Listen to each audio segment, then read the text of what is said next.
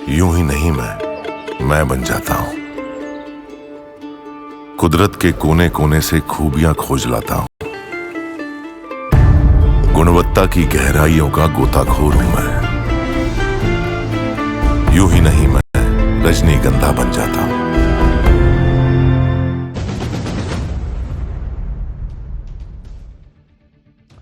आज पूरे देश में महाशिवरात्रि का माहौल है और इस महापर्व पे लोग महादेव को प्रसन्न करने के लिए शिव भक्ति में लीन है।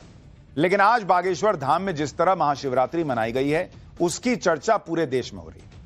आज बाबा बागेश्वर ने अध्यात्म के साथ साथ परमार्थ और परोपकार की एक और मिसाल पेश कर दी। 3 दिन पहले बागेश्वर धाम में पीएम मोदी पहुंचे थे, जहां उन्होंने गरीबों के लिए कैंसर अस्पताल का शिलान्यास किया था। और आज महाशिवरात्रि के मौके पर बागेश्वर धाम में 251 गरीब लड़कियों का विवाह करवाया गया। इस सामूहिक विवाह सम्मेलन में दिल्ली से राष्ट्रपति द्रौपदी मुर्मू खुद पहुंची।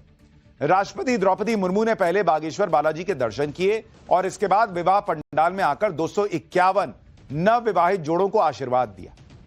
यानी 3 दिन पहले प्रधानमंत्री बागेश्वर धाम में थे और अब देश की राष्ट्रपति वहां पहुंची हुई थी। इस तरह का काम देश और सनातन से जुड़ा हुआ बागेश्वर बाबा कर रहे हैं। आज पूरे बागेश्वर धाम में दोबारा उत्सव का माहौल था। यहां के लोगों को यकीन नहीं हो रहा था कि 3 दिन के अंदर राष्ट्रपति से लेकर प्रधानमंत्री तक इस छोटे से गांव में आ चुके हैं। बागेश्वर धाम में आज के भव्य आयोजन में देश भर से जाने माने लोग, सेलिब्रिटी, फिल्म इंडस्ट्री के लोग भी पहुंचे। हैरानी तो आपको यह जानकर होगी कि एक फिल्म एक्ट्रेस ने बागेश्वर धाम में आकर 251 जोड़ों के लिए खाना तक बनाया। उसके बारे में भी आगे बताऊंगा। बागेश्वर बाबा चूंकि सनातन की बात खुलकर करते हैं तो उन पर अटैक होते हैं। यह आदमी ठीक नहीं, लेकिन जो आदमी ठीक नहीं बताया जाता वो हिंदुओं को जोड़ने की बात करता है, जात पात भुलाने की बात करता है, कैंसर हॉस्पिटल बनवा रहा है और अब जिनके माता पिता नहीं है ऐसी कन्याओं का अपने खर्चे पर विवाह करा रहा है। बाबा बागेश्वर ने आज जिन 251 बेटियों का विवाह करवाया उनमें से 180 बेटियां आदिवासी समाज से आती। इसमें से बहुत सी बेटियों के माता पिता नहीं, किसी के यहां 2 वक्त के खाने की व्यवस्था नहीं थी। बहुत सी लड़कियां अपने परिवार के लिए दूसरों के घरों में साफ सफाई का काम करती हैं। लड़कियों ने कभी सपने में नहीं सोचा था कि इतनी धूमधाम से विवाह संपन्न होगा, कि राष्ट्रपति उनको आशीर्वाद देने आएंगी, कि वहां वीरेंद्र सहवाग और फिल्म इंडस्ट्री के लोग पहुंचे होंगे, मनोज तिवारी उनके लिए गाना गा रहे होंगे। सपने में उन्होंने नहीं सोचा होगा कि ऐसी शादी हो।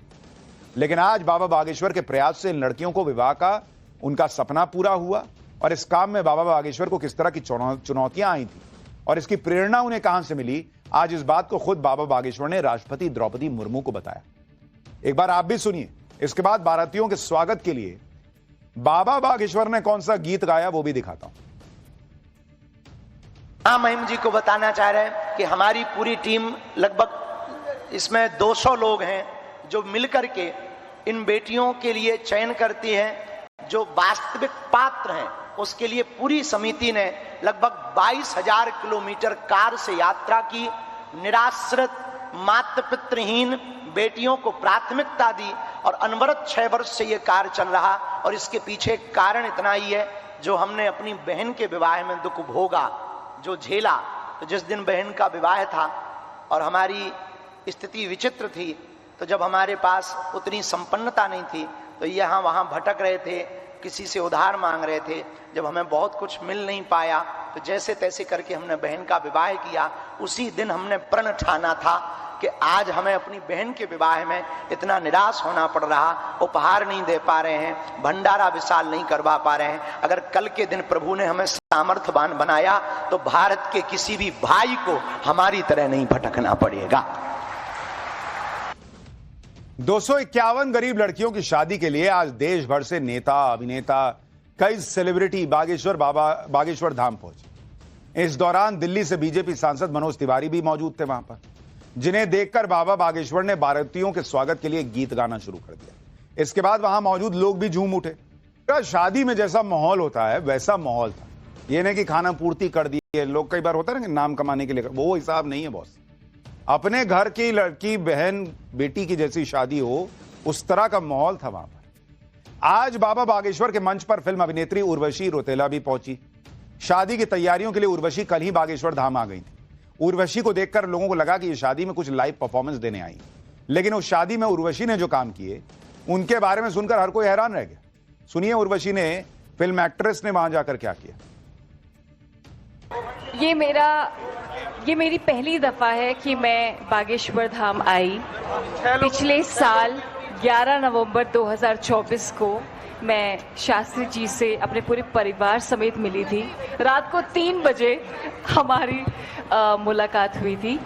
तो ये तभी का वादा हमने किया था कि हम यहाँ पे आएंगे।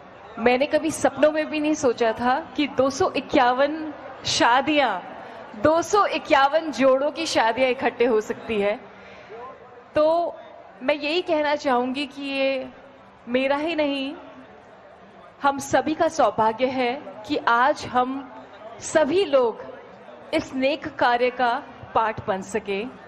हम सब यहाँ पे आए और अगर ये पॉसिबल हो पाया है तो आप सभी लोगों की वजह से और स्पेशली हमारे सबसे प्यारे शास्त्री जी की वजह से। सो प्लीज ढेर सारी तालियां फॉर हमारे शास्त्री जी के लिए।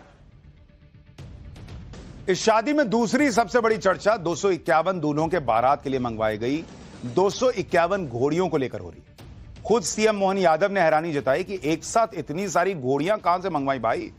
आज घोड़ी पर बैठकर इन दूल्हों को किस तरह का सम्मान महसूस हो रहा था, पहले उसे सुनिए, उसके बाद बाबा बागेश्वर ने इस बारे में क्या बताया वो भी बताता हूं। कहाँ के हो? बलदेवगढ़ से। कैसा लग रहा है आज? अच्छा लग रहा है, बहुत अच्छा लग रहा है। सोचा था शादी को लेकर? ऐसा सोचा नहीं था जैसा हो गया। ऐसा लग रहा है कि एकदम अलग ही स्वर्ग में पहुंच गया हूँ जैसे। कभी सोचा था कि राष्ट्रपति जी आएंगे शादी?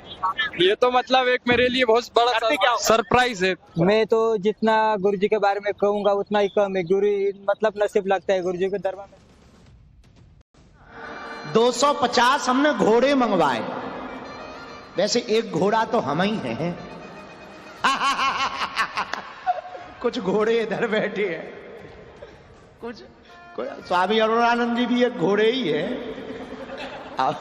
ये वाइट है, सिल्वर कलर का। तो एक घोड़ा ये बैठा है। तो हमने 250 घोड़े मंगवाए हैं। हाँ, महिम जी को बताना चाह रहे हैं कि हमारी पूरी टीम लगभग इसमें 200 लोग हैं जो मिलकर के इन बेटियों के लिए चयन करती हैं जो वास्तविक पात्र हैं। उसके लिए पूरी समिति ने लगभग 22,000 किलोमीटर कार से यात्रा की। निराश्रित मातृ पितृहीन बेटियों को प्राथमिकता दी और अनवरत 6 वर्ष से यह कार्य चल रहा। और इसके पीछे कारण इतना ही है, जो हमने अपनी बहन के विवाह में दुख भोगा, जो झेला। तो जिस दिन बहन का विवाह था और हमारी स्थिति विचित्र थी, तो जब हमारे पास उतनी संपन्नता नहीं थी तो यहाँ वहाँ भटक रहे थे, किसी से उधार मांग रहे थे। जब हमें बहुत कुछ मिल नहीं पाया तो जैसे तैसे करके हमने बहन का विवाह किया। उसी दिन हमने प्रण ठाना था कि आज हमें अपनी बहन के विवाह में इतना निराश होना पड़ रहा, उपहार नहीं दे पा रहे हैं, भंडारा विशाल नहीं करवा पा रहे हैं। अगर कल के दिन प्रभु ने हमें सामर्थ्यवान बनाया तो भारत के किसी भी भाई को हमारी तरह नहीं भटकना पड़ेगा।